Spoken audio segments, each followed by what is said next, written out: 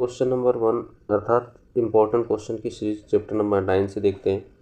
If a trait A exist in 10% of a population of an asexual reproduction species and a trait B exists in 60% same population, which trait is likely to have arisen earlier। तो जाहिर है कि यहाँ पर आपसे पूछा जा रहा है कि एक जनसंख्या के अंतर्गत अलैंगिक जनन रिप्रोडक्शन की जो स्पीड है, उसका जो ट्रेड है, उसका जो लक्षण है, वो आपका जो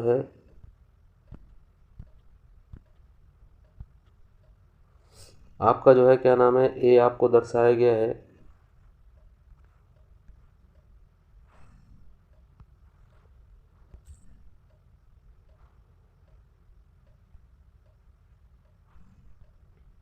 यहाँ पर जैसे मैं क्वेश्चन को देख कर है, if a traits A exist in 10% in a population of an asexually reproduction species and traits B exist in 60% of the same population, which traits is likely to have arisen earlier। तो जाहिर है कि यहाँ पर आपको बताया गया है कि एक जनसंख्या के अंतर्गत असेक्सुअल जो रिप्रोडक्शन के द्वारा जो प्रजाति है, उसमें जो लक्षण दिखाई देते हैं वो 10% है, और एक दूसरा जो लक्षण दिखाई देता है बी, वो 60% है। तो 10% वाले के से और उसके बाद 60% वाले को बी को, जो सेम पॉपुलेशन एक ही प्रजाति के हैं, which traits is likely to have arisen. तो बताना है कि कौन इसमें पहले आया होगा। तो देखिए, in asexual reproduction the reproduction cells produce a copy of DNA through same chemical reactions. तो जाहिर है कि अलैंगिक जनन के अंतर्गत हम लोग जानते हैं कि जो भी कॉपी होती है डीएनए के थ्रू सेल की, वो बिल्कुल सेम होती है, केमिकल रिएक्शन बिल्कुल, रासायनिक अभिक्रिया बिल्कुल समान रहती है। How ever this copy of DNA is not accurate and therefore. तो यहाँ पर जो कॉपी वगैरह दिखाई दे रही है वो बिल्कुल एक्यूरेट नहीं है। तो the newly form DNA has some variation. तो जो शुरू में आया होगा उसके अंदर कुछ विभिन्नता होगी। It can be easily observe, बहुत आसानी से देखा जा सकता है, इन द अबव फिगर, इस फिगर के अंतर्गत, दैट इज असेक्सुअल रिप्रोडक्शन, ये एक अलैंगिक जनन को दर्शाया गया है। Very few variations are allowed. तो बहुत कम परिवर्तन हमको दिखाई दे रहे हैं, बहुत कम। तो देयरफॉर, इसीलिए, if a trait is present in only 10% the population, it is more likely that the trait has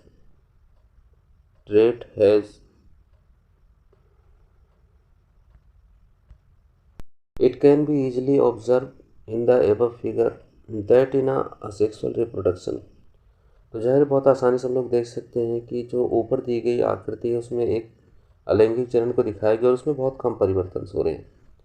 very few variations are allowed, बहुत कम विभिन्नता उत्पन्न हुई। देयरफॉर, इसीलिए, if a trait is represent in only 10%, only 10% परिवर्तन हुआ है population, किसी पॉपुलेशन में, it is more likely that the test has arisen recently. तो जाहिर है कि जो भी परिवर्तन हुआ होगा वो बहुत, that test has arisen recently, बहुत ही नए उसमें हुआ होगा। तो recently, hence it can be concluded that traits B that exist in 60% of the same population has arisen earlier than traits. तो जाहिर है कि जो बी है, बी के अंदर ज़्यादा हमें 60% पॉपुलेशन दिखाई दी, सबसे पहले ये आया होगा।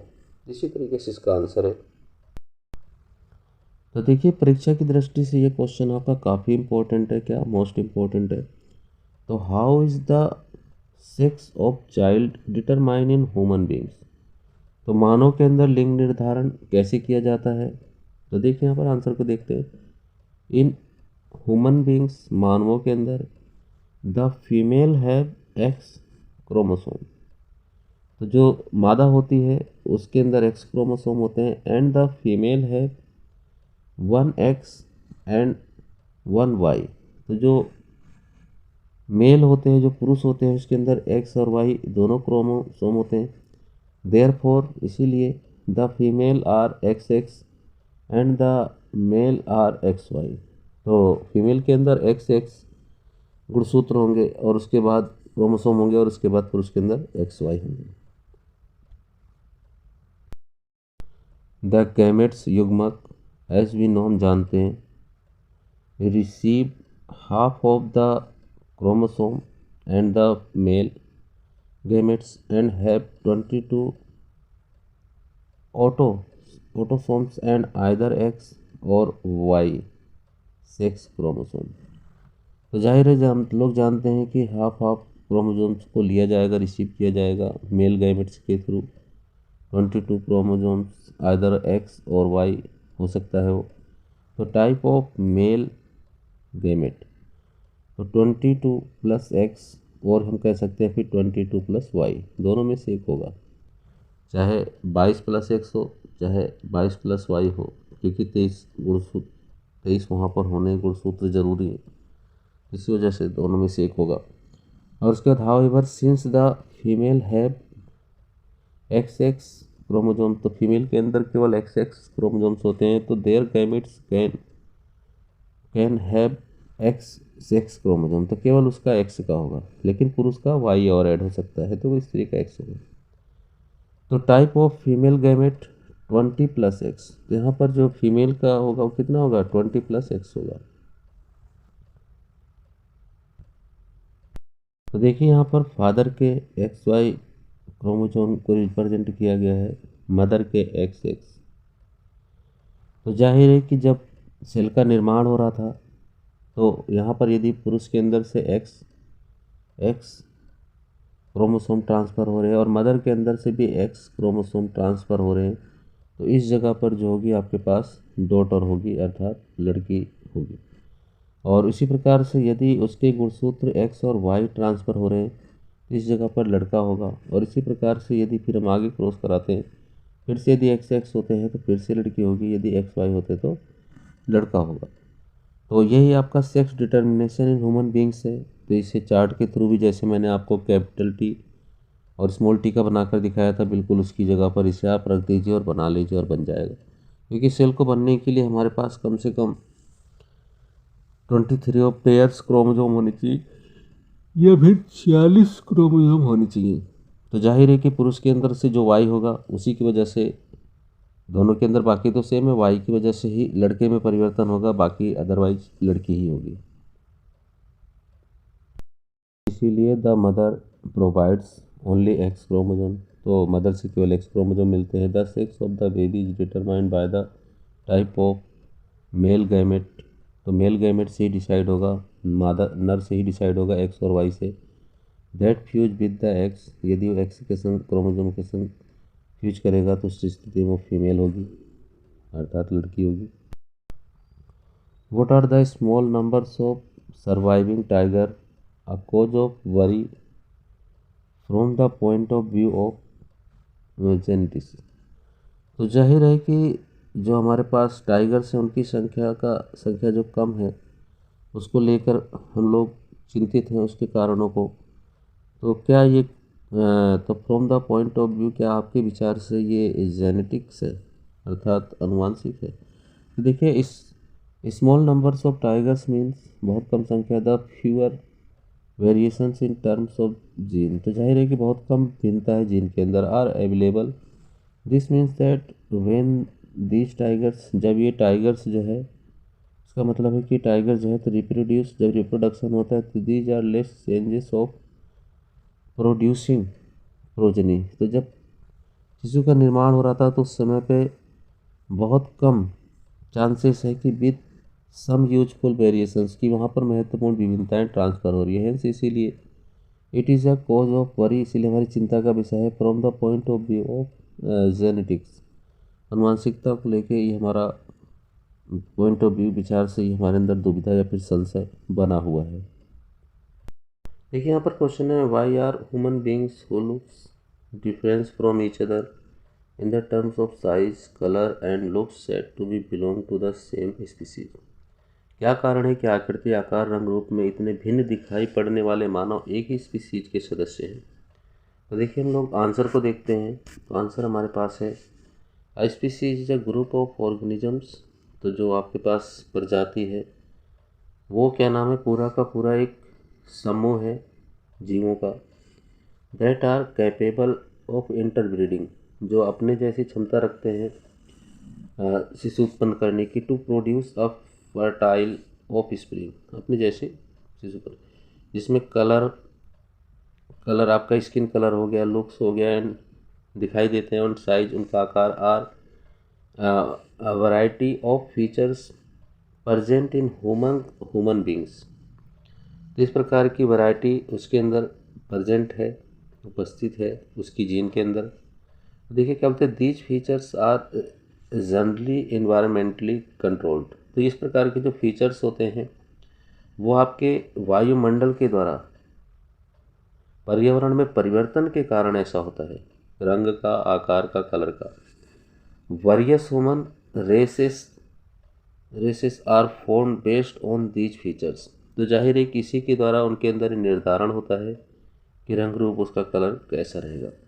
हाउएवर, जबकि हम कह सकते हैं there is no biological basis of to the this concept of race. तो इसके पीछे कोई जैव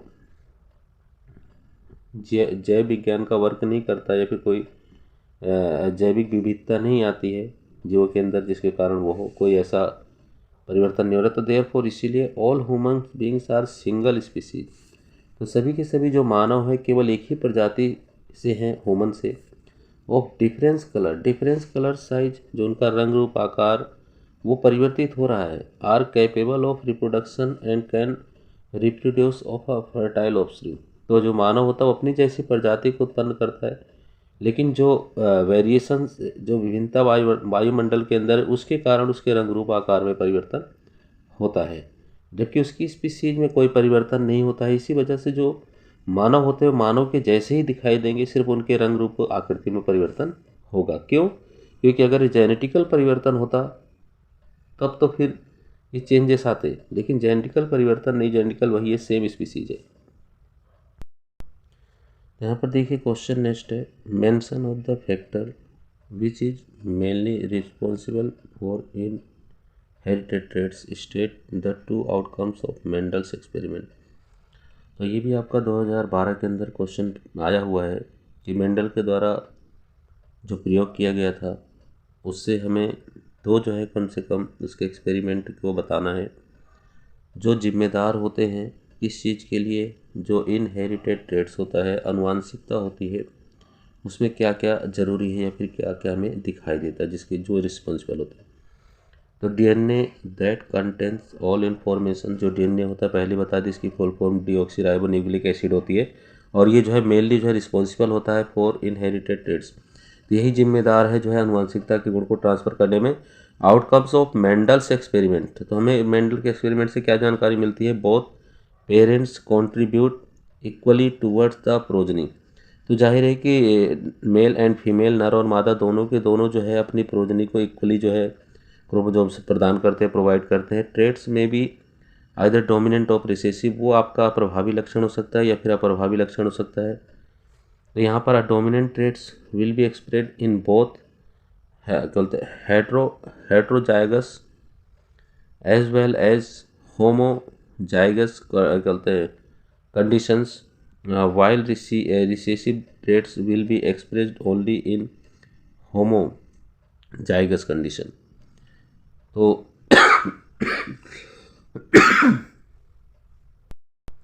देखिए यहाँ पर mention the factors which mainly responsible for inherited traits, state the two outcomes of Mendel's experiment. तो यहाँ पर जो है हम लोगों को क्या करना है, जो मेंडल के द्वारा इनहेरिटेड के लिए जो प्रयोग किए गए थे उससे कि हमें दो फीचर्स लिखने हैं, या क्या क्या रिस्पॉन्सिबल होती है, क्या जिम्मेदारी होती है, उसको लिखना है। तो we know about the DNA contents all the information is the main factors responsible for inherited traits. तो जाहिर जो डीएनए होता है जिसकी फुल फॉर्म डीऑक्सीराइबोन्यूक्लिक एसिड होती है, तो इसको याद कर लेना है, और ये जो है मेन ट्रांसफ़र करता है इनहेरिटेड अनुवांशिकता के गुण को। तो देखिए आउटकम्स ऑफ मेंडल्स एक्सपेरिमेंट, तो उसने क्या क्या दिया, आउटकम्स क्या निकले हमारे पास। तो both parents contribute equally towards the progeny, तो दोनों के दोनों माता और पिता अर्थात नर मादा दोनों के दोनों का कंट्रीब्यूशन होता है इक्वली बराबर। ट्रेट्स में भी आइदर डोमिनेंट और रिसीसिव, तो जो आपके पास लक्षण हो सकता है प्रभावी और रिसेसिव दोनों हो सकता है। प्रभावी को बताया कैपिटल लेटर से रिप्रेजेंट किया जाता है और इसको स्मॉल लेटर से।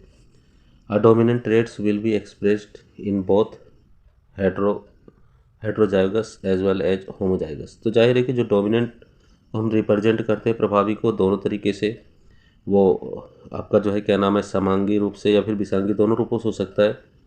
तो कंडीशंस विल रिसेसिव, जबकि रिसेसिव को हम लोग केवल होमोजाइगस तरीके से रिप्रेजेंट करते हैं। The traits are inherited independent of each other. तो जाहिर है कि जो भी लक्षण इनके अंदर दिखाई देते हैं मानसिकता में, दोनों के दोनों स्वतंत्र होते हैं। वो कुछ भी दिख सकता है, चाहे प्रभावी या फिर वो भी कुछ भी हो सकता है। तो यही था इसका आंसर। देखिए एक नेक्स्ट इम्पोर्टेंट क्वेश्चन को देखते हैं कि वाई डिड मेंडल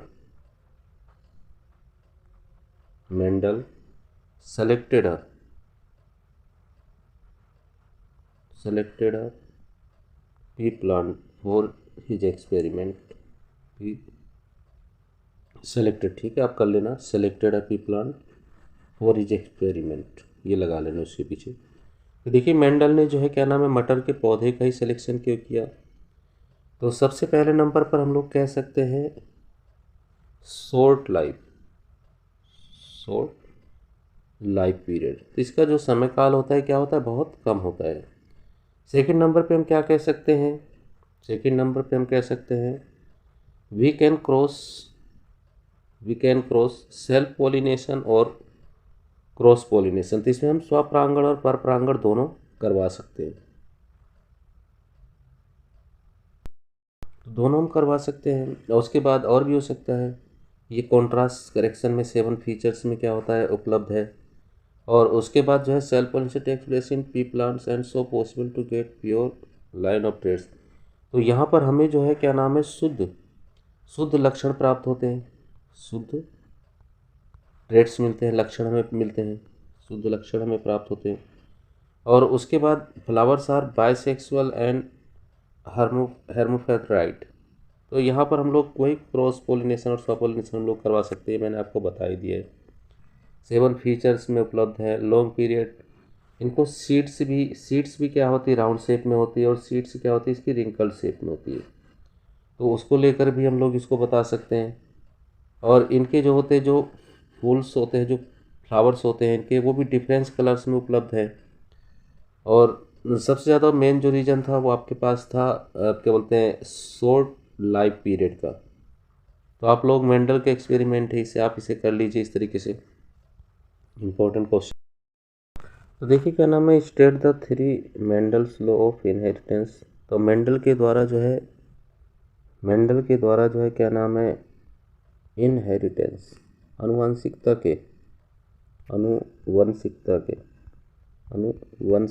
के जो गुण या जो फीचर्स बताएंगे उसे बताइए, उसके बारे में हमें बताना है। तो देखिए थे हम लोग इसके आंसर को। देखिए Mendel's laws of inheritance can be described as.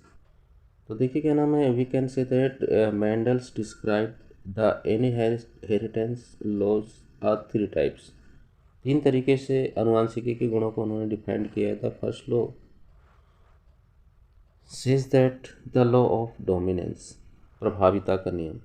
जैसे मैंने आप लोगों को बताया था कि यदि हमारे पास प्रभावी, जैसे मान लीजिए टी है और ये स्मॉल टी है, तो अगर इसका क्रॉस कराया जाए तो हमारे पास टी और टी लक्षण प्राप्त होते हैं। तो जो प्रभावी लक्षण होता है हमेशा कैपिटल लेटर से डिनोट किया जाता है। तो जो भी प्लांट निर्मित होगा या फिर जो भी जिस पर भी हम एक्सपेरिमेंट करेंगे, जिस चीज़ के ऊपर भी, रंग के ऊपर जो भी चीज़ लेकर के, तो उसमें जो कैपिटल लेटर का डिनोट किया जाएगा वही आपका डोमिनेंट होगा, वही आपका प्रभावी होगा। तो उसी का रूप दिखाई देगा किसके अंदर, ऑफ स्प्रिंग के अंदर, उसकी आने वाली संतति में। तो हमेशा कौन सा रूल काम करता है, तो हमेशा जो है इसी को हम लोग क्या कहते हैं, लॉ ऑफ डोमिनेंस, प्रभाविता का नियम कहते हैं। आगे देखते हैं हम लोग सेकंड में। हमारा सेकंड लॉ कहता है लॉ ऑफ सेग्रीगेशन। इसको हम लोग बोलते हैं क्या नाम है हमारे पास, पृथक्करण का नियम, पृथक्करण, या फिर हम इसे कह सकते हैं विसंयोजन का नियम। तो देखिए इस नियम में क्या होता है जो भी आपके पास, जैसे मान लीजिए एक्स या फिर एक्स वाई, तो ये थे, मान लीजिए अगर ये क्रॉस करते हैं तो एक्स वाई जो होंगे ये सेपरेट अपने आप को दिखाएंगे। तो इसके अंदर सेपरेट सेपरेट दोनों रहेंगे, ऐसा नहीं होगा कि दोनों के दोनों एक ही में घुल जाएंगे, सेपरेट दिखाई देंगे। तो इसे ही हम लोग जो हमारे अलील्स होते हैं उसके अंतर्गत ये दिखाई देते हैं। यही कारण है हमारे पास।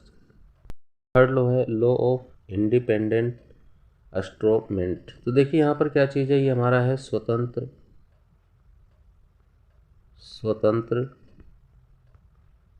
अपव्यूहन का नियम। तो जैसे हम लोगों ने एक एक्सपेरिमेंट इससे पहले मैंने आपको अपनी कॉपी में करके बताया है, 9:3:1 जो आया था रिजल्ट, ये जो हमारे पास था डाईहाइब्रिड अर्थात द्विसंक्रमण। तो इसके अंदर हम लोगों ने देखा था कि जो प्लांट्स था, प्लांट्स में दोनों गुण दिखाई दे रहे थे। जैसे मान लीजिए कोई प्लांट है तो इस प्लांट में क्या थे, आपके पास दोनों गुण दिखाई दे रहे थे। दोनों गुण कैसे? तो उसके अंदर हम लोगों ने क्या क्या लिया था, हम लोगों ने उसके अंदर आकार को लिया था, साइज को लिया था। तो उसमें बीज का शेप भी दिखाई दे रहा है, कैसा आकार है, गोल है या फिर झुर्रीदार है, वो आपके पास राउंड है या फिर रिंकल्ड शेप है। सेकेंड नंबर पे इसी के अंदर हम लोगों ने देखा, इसी के अंदर क्या हुआ, हमें इसी बीज के अंदर दूसरा गुण भी दिखाई दे रहा है। कौन सा गुण दिखाई दे रहा है? वो हरा है या फिर पीला है, ग्रीन है फिर येलो है। तो दोनों के दोनों गुण जो थे वो एक ही सीड में दिखाई दे रहे हैं। तो इसी को कहा जा रहा है कि यहाँ पर वो इंडिपेंडेंट होते हैं। ऐसा नहीं होता है कि उनका वो गुण समाप्त हो जाता है, दोनों के दोनों फीचर्स उसके अंदर मौजूद रहते हैं। तो इसे हम लोग द लॉ ऑफ इंडिपेंडेंट एस्ट्रोमेंट कहते हैं। आपको ज़्यादा बारीकी से देखना है तो आप मेरे चैप्टर की वीडियोज़ को देख लीजिए, वहाँ पर आपको मैंने बहुत बारीकी से इसको समझाया है। मैंने वहाँ पर मोनो हाइब्रिड अर्थात एकल संकरण को भी बहुत अच्छे तरीके से समझाया है, डाई हाइब्रिड को भी समझाया है।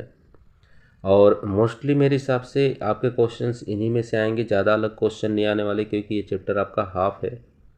तो जाहिर है कि पूरा चैप्टर नहीं है, यहाँ पर इवोल्यूशन अर्थात विकास का आगे का गायब है, तो सेकंड 2-3 सालों से।